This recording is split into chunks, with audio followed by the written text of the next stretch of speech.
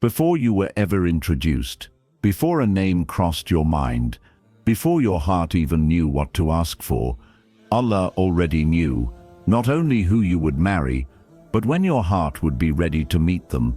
And that raises a quiet question. If your marriage was already written in the heavens, why are you still worried on earth? Now let me ask you something. Pause for a second. Where are you watching this from right now? Which city? Which country? And what time is it there? Is it late at night, when thoughts grow heavier? Is it early morning when hope feels new again? However late it feels, however long you've been waiting, remember this: what Allah announces in the heavens never arrives late on earth. If this message found you at this exact moment, maybe it's not random, maybe it's reassurance. Marriage is never an accident, and it is never the result of coincidence or luck. Every union that lasts, every bond that brings peace, and every relationship that carries barakah begins long before two people ever meet. It begins in the knowledge of Allah, who sees the entire path of your life, while you only see the step in front of you. Allah is Al-Alim, the one who knows what your heart needs, even when you cannot put it into words. He knows the kind of soul that will calm your anxieties, the kind of presence that will not disturb your iman, and the kind of companionship that will help you grow closer to Him rather than pull you away. This is why marriage is part of Qadr, because it is tied not just to love, but to purpose. Many people believe that if something does not happen quickly, it must not be meant for them. Islam teaches the opposite. Delay does not mean denial, and waiting does not mean rejection. Often, it means protection. Allah withholds what is not ready and releases what is perfectly timed. If He brought your spouse into your life before you were emotionally prepared, spiritually grounded, or healed from what came before, the blessing could have turned into a test heavier than you were meant to carry.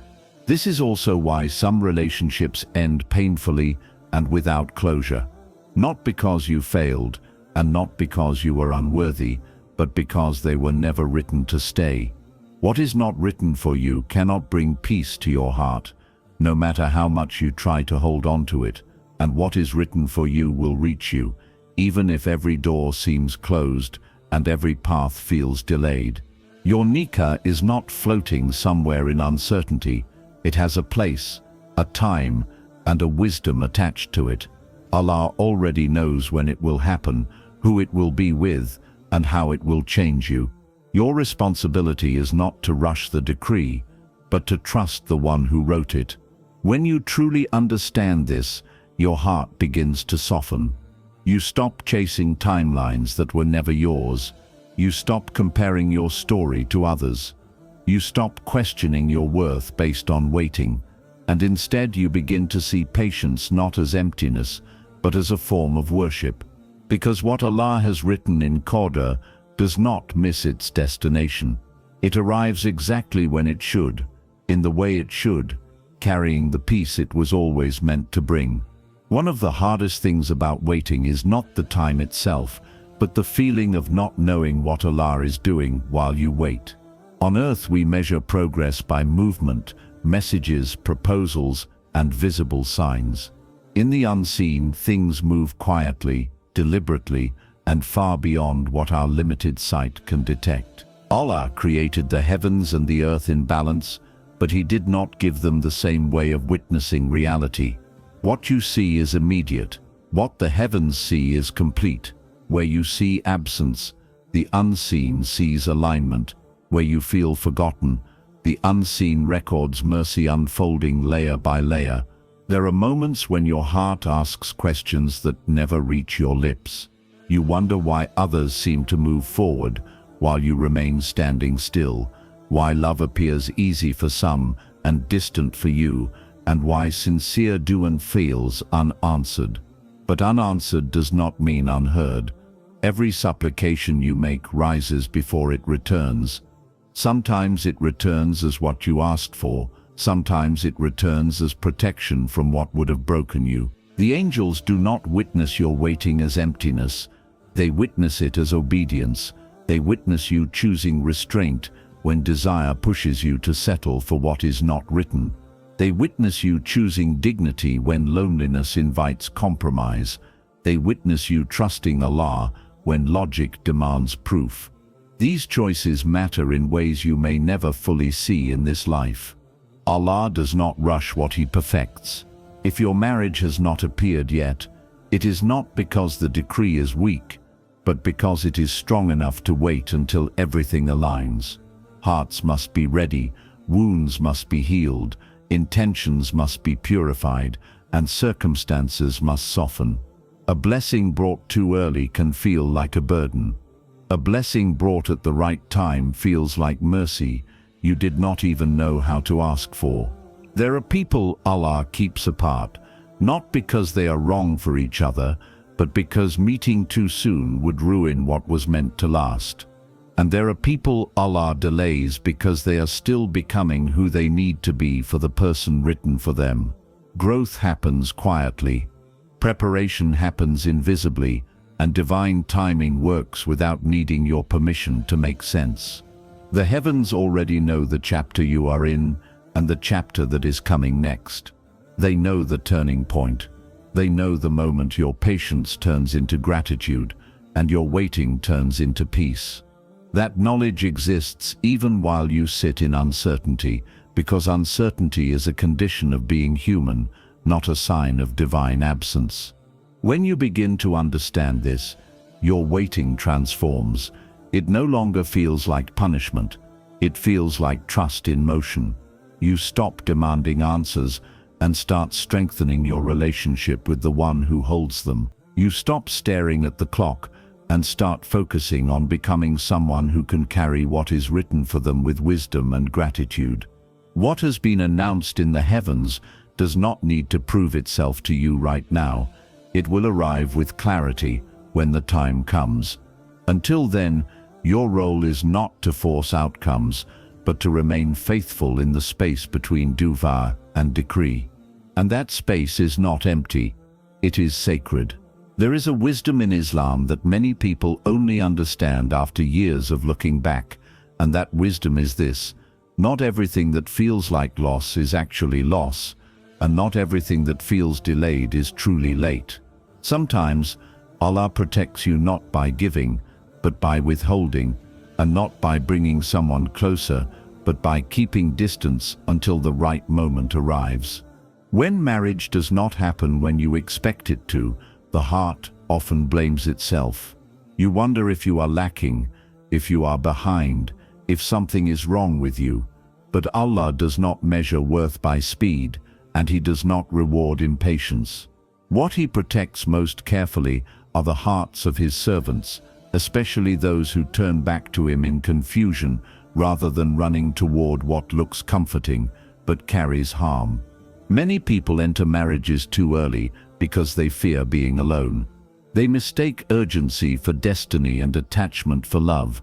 Islam does not encourage this kind of haste. A marriage built on fear eventually becomes a source of anxiety, because fear cannot sustain commitment, and loneliness cannot replace compatibility, mercy, and shared purpose. Allah knows this, which is why He delays what would have harmed you had it arrived too soon. There are versions of you that had to be left behind before your written spouse could enter your life. The insecure version, the version that accepted crumbs, the version that begged for clarity instead of trusting Allah's silence. Growth like this does not happen overnight. It happens through disappointment, unanswered du'a that later reveals its wisdom, and quiet nights where you choose faith over despair, even when it is heavy. Allah also protects your future spouse from meeting you before you were ready. Just as you are becoming stronger, calmer, and more grounded, they too are being shaped by experiences you cannot see.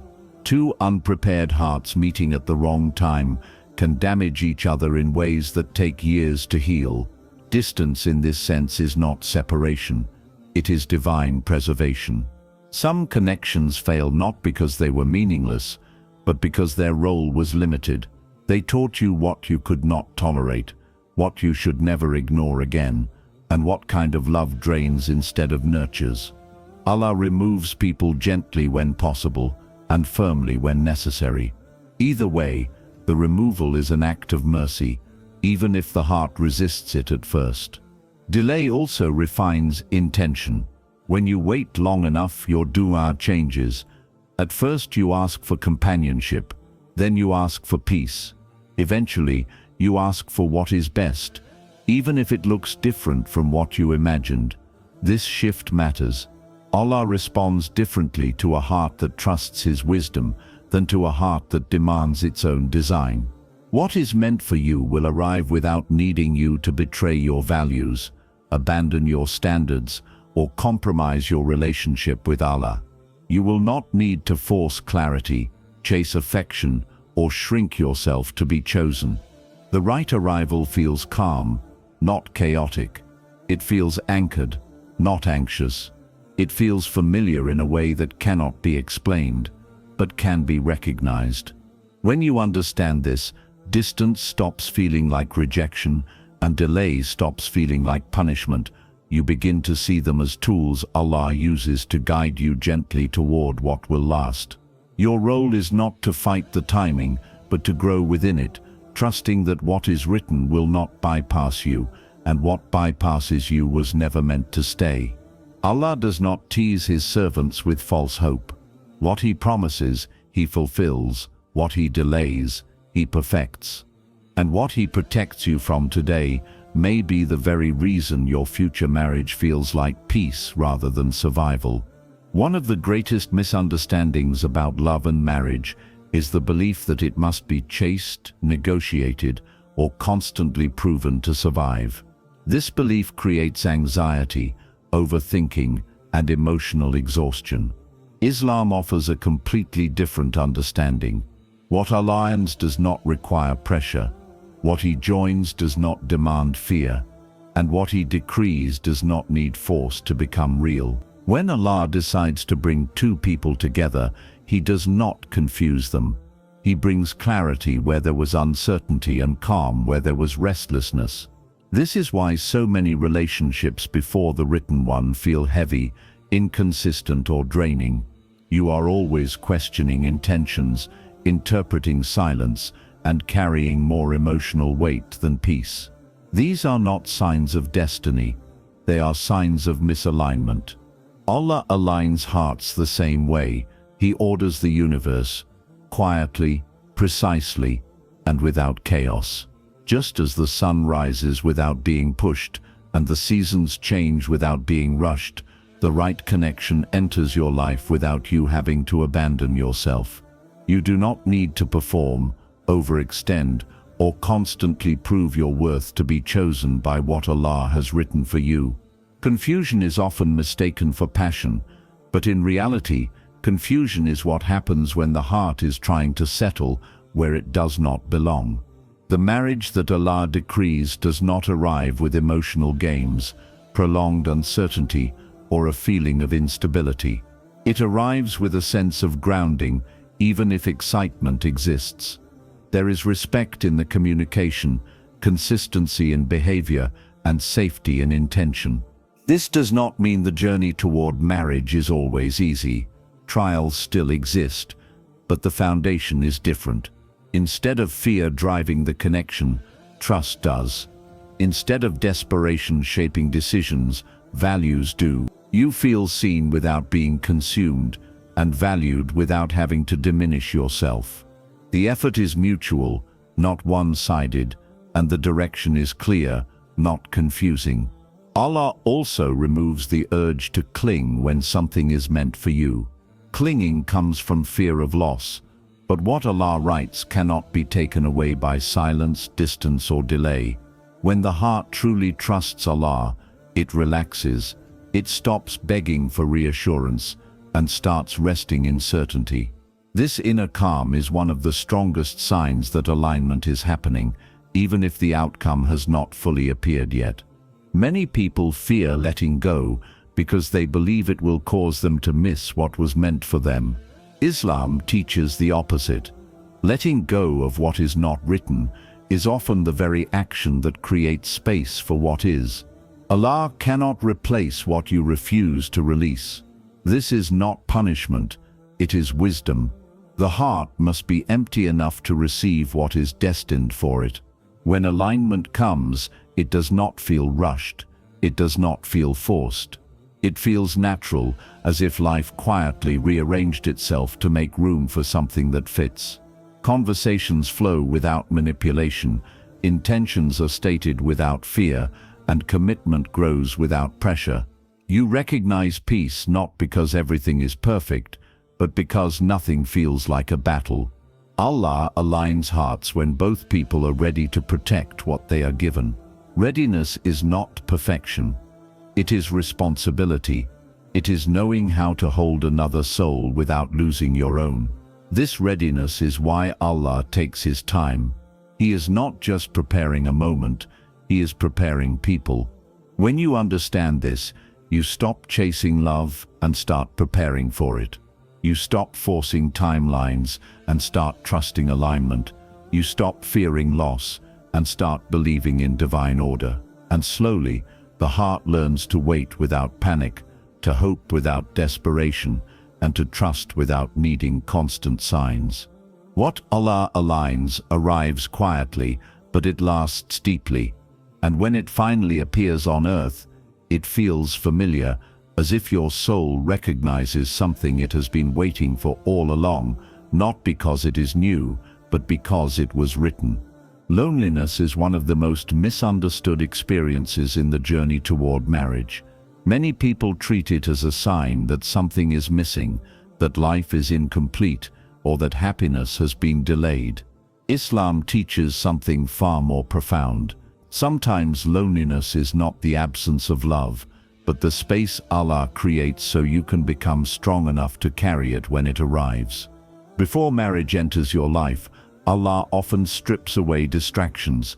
He quiets the noise of constant attachment, removes people who once filled emotional gaps, and leaves you alone with your thoughts, your prayers, and your relationship with Him.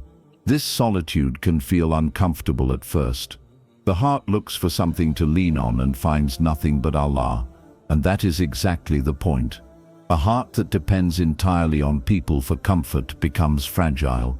It fears abandonment, tolerates disrespect, and confuses attachment with love. Allah does not want you to enter marriage from a place of emotional hunger.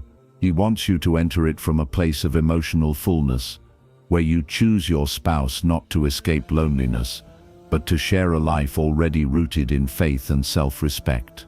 Loneliness teaches you how to sit with yourself without running. It forces you to face wounds you once avoided, patterns you repeated, and expectations you placed on others to heal what only Allah could. In this quiet space, your du'a changes. You stop asking Allah to bring someone quickly, and you start asking Him to make you ready for whoever He brings. This shift transforms the heart in ways companionship alone never could. Allah also uses loneliness to redefine what love truly means. You begin to understand that constant attention is not the same as care, that excitement is not the same as stability, and that emotional intensity is not the same as mercy. You learn that peace feels different from pleasure, and that safety feels different from attachment. These realizations protect you from mistaking familiarity for destiny when marriage finally appears. During this period, Allah builds your independence gently but firmly. You learn to manage your emotions instead of outsourcing them. You learn to trust your intuition without ignoring your values. You learn to say no without guilt, and to wait without bitterness. These lessons are essential because marriage does not erase personal responsibility, it amplifies it. Whatever you avoid before marriage follows you into it. Loneliness also deepens your relationship with Allah in ways ease never could. Night prayers become more honest. Du'a becomes less scripted and more sincere. You speak to Allah not because you have the perfect words, but because you have no one else to speak to. This closeness changes you. It anchors you. It teaches you that even if the entire world feels distant, Allah is always near. When love finally arrives after this transformation, it feels different. You are not desperate to be chosen because you already know your worth. You are not afraid of being alone because you have already survived it with dignity. You do not cling, rush, or ignore red flags because loneliness taught you patience and self-trust. You choose with clarity instead of fear. This is why Allah allows loneliness to linger longer than you expect. He is not withholding joy, He is building strength. He is teaching you how to stand firmly on your own, so that when you walk beside someone else, you do so as a whole person, not half of one searching for completion. Loneliness is not a punishment sent to delay your happiness. It is a preparation sent to protect it. When you understand this, the waiting no longer feels empty. It feels intentional. It feels purposeful. And slowly the heart stops asking, "Why am I alone?" and starts saying, "I trust what Allah is building within me." Because the love Allah writes for you is not meant to save you from loneliness. It is meant to meet you after it has made you strong. Patience in Islam is not passive waiting, and it is not silence forced by helplessness. True Sabr is an active state of trust, where the heart continues to move toward Allah even when life feels paused. This kind of patience reshapes a person from the inside, long before it changes their circumstances on the outside. When Allah asks you to wait for marriage, He is not asking you to suffer aimlessly. He is inviting you into a deeper form of growth, one that most people never experience because they rush to fill every empty space in their lives. Patience slows you down enough to notice what needs healing, what needs correction, and what needs surrender. It teaches you to listen instead of react, to reflect instead of chase, and to trust instead of demand. Over time, patience removes desperation from the heart. You stop measuring your worth by attention, proposals, or timelines, and you begin to anchor it in your relationship with Allah. This shift is subtle but powerful. A heart that is no longer desperate cannot be manipulated, rushed, or pressured into settling for less than what Allah intends for it. Patience becomes a shield that protects you from choices made out of fear rather than faith. Allah also uses patience to purify intention. In the beginning, you may want marriage to feel loved, validated, or secure. These desires are human, but they are incomplete. As patience stretches on, your duʿā evolves. You start asking Allah not just for a spouse, but for a marriage filled with sakina, mercy, and mutual responsibility. You begin to care less about how marriage looks, and more about how it feels in the presence of Allah. This purification matters because Allah grants differently to hearts that seek Him first. Through patience, Allah rewires how you handle pain. Instead of collapsing under uncertainty, you learn how to carry it with dignity. Instead of questioning your value, you question your attachment. Instead of resenting time, you begin to respect divine pacing. This inner stability is not accidental. It is the result of repeated moments where you choose faith over frustration and trust over control. Patience also expands your emotional capacity. Waiting teaches you how to hold longing without letting it turn into bitterness. It teaches you how to hope without becoming entitled. It teaches you how to desire something deeply while still submitting to Allah's wisdom if the path unfolds differently than expected. These qualities are essential for marriage because marriage itself requires patience far beyond the waiting period that precedes it. What many people do not realize is that Allah often changes the person before He changes the situation. By the time marriage arrives, you are not the same individual who first began waiting. You are calmer, wiser, and more grounded. You have learned how to communicate honestly with Allah, how to self-regulate emotions, and how to remain centered even when life feels uncertain. This transformation ensures that when the blessing comes, It does not overwhelm you or undo you. Patience is also what turns ordinary events into sources of barakah. A marriage that arrives after patience carries depth that rushed unions often lack. Gratitude replaces entitlement, responsibility replaces fantasy, and mercy replaces unrealistic expectations. The marriage becomes a space of growth rather than escape, because both hearts enter it aware of how fragile life can be and how generous Allah truly is. Allah never wastes patience.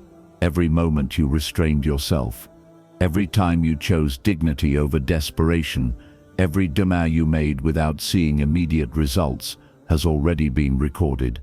These moments are not invisible, they are investments. And like all investments made for the sake of Allah, they return with increase, even if the return arrives differently than you imagined. When marriage finally appears after this long season of patience, it feels earned not through effort, but through trust. You recognize the timing as precise, not delayed. You recognize the person as fitting, not perfect. And you recognize the journey as meaningful, not wasted. The waiting itself becomes part of the blessing, because without it, you would not have been ready to receive what Allah had prepared. Patience is not the space before life begins. It is the place where life is quietly shaped. And when Allah decides the time has come, the transformation within you meets the decree written for you, and what unfolds feels less like a surprise and more like fulfillment. There comes a moment in every believer's life when waiting stops feeling like waiting and starts feeling like arrival, even before anything visibly changes. This moment does not come with fireworks, announcements, or sudden clarity from people. It comes quietly, settling into the heart with a sense of calm that cannot be explained but can be felt. This is the moment when the soul finally accepts that Allah has been guiding every step, even the ones that felt confusing, lonely, or painful at the time. By the time marriage reaches you, if you have truly trusted Allah through the journey, you realize something profound. You were never waiting for a person. You were being shaped into someone who could carry what Allah had written without losing themselves. The longing you once felt, the uncertainty that kept you awake, the unanswered questions that weighed on your chest were never meant to break you. They were meant to empty you of illusions so that what arrived would be real, grounded, and sustainable. When Allah announces a decree in the heavens, it is not rushed to earth without wisdom. The heavens operate with patience because they see consequences, not just desires. Every delay you experienced was protecting you from a version of marriage that would have exhausted you rather than healed you. Every door that closed was preventing you from tying your future to instability disguised as affection. And every season of solitude was teaching you how to stand firmly so that when you walked beside someone, you would not disappear inside them. What finally arrives on earth is not just a spouse, but a state of readiness. You notice that fear no longer controls your decisions. You are not desperate for reassurance because you have learned how to reassure yourself through faith. You are not anxious about being chosen because you understand that Allah choosing something for you is far more important than people choosing you. This inner stability is the true sign that what was written is approaching its visible form.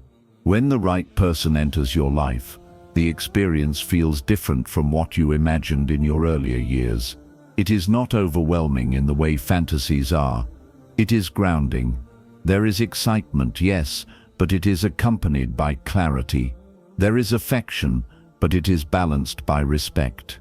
There is attraction, but it does not disturb your peace or your connection with Allah. Instead of chaos, there is direction. Instead of guessing, there is understanding. Instead of fear of loss, there is trust in continuity. This is how you know the difference between what is written and what is merely desired. What is written brings you closer to who you are meant to be. It does not require you to abandon your values, suppress your instincts, or tolerate confusion in the name of patience. It complements the strength Allah built in you during the waiting period. It feels like something settling into place rather than something disrupting your balance. At this stage, you also begin to see your past differently. The heartbreaks no longer sting in the same way. The rejections no longer feel personal. The unanswered prayers no longer feel ignored. You see them as necessary redirections, guiding you away from paths that looked promising but led nowhere. Gratitude replaces resentment, not because the pain was small, but because the wisdom behind it becomes clear. Marriage, when it finally appears after a long journey of Sabr, is no longer treated as a rescue or an escape. It is treated as an amana, a trust. You understand that love is not meant to consume you, but to accompany you. You know that your spouse is not responsible for healing wounds you refused to face before, and you are not responsible for completing someone who has not done their inner work. Two whole individuals meet not to fill emptiness, but to share purpose. What began as an announcement in the heavens now becomes a source of tranquility on earth. The home you build carries a different energy because it is founded on trust in Allah rather than fear of loneliness. Communication is gentler because both hearts know what it feels like to wait. Mercy flows more easily because both people understand how fragile hearts can be. Gratitude becomes a daily practice because neither of you takes the union lightly. Even challenges within marriage feel different when they arrive after patience. Problems are faced with maturity instead of panic. Differences are addressed with respect instead of control. Trials are met with duʿā instead of blame. This does not mean the marriage is perfect. It means it is conscious. It means it is anchored in faith rather than fantasy. At this point you realize that the waiting was not a detour from life. It was life. It was the chapter that taught you reliance on Allah when nothing else made sense. It was the season that stripped away false hopes so that true hope could take root.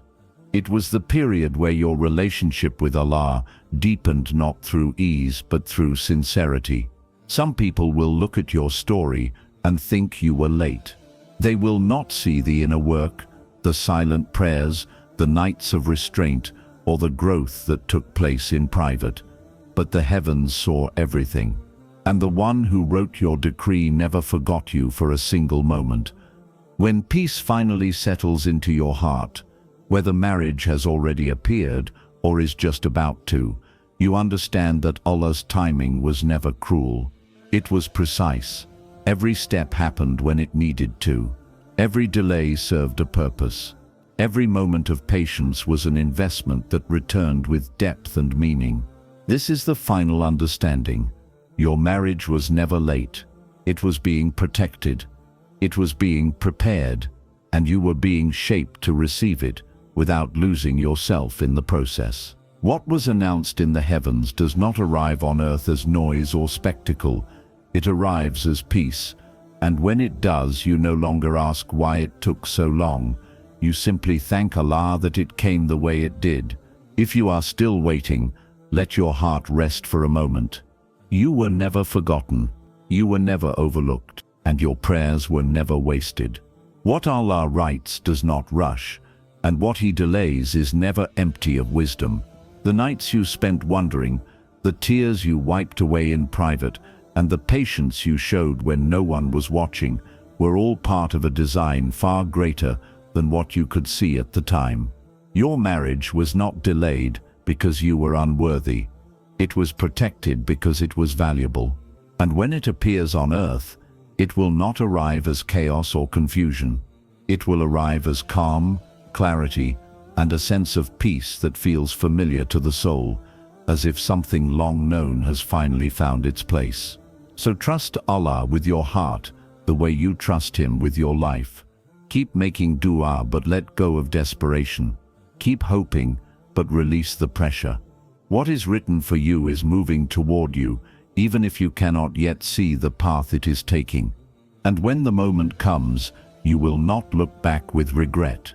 You will look back with understanding and say, with a quiet certainty that Allah's timing was always perfect.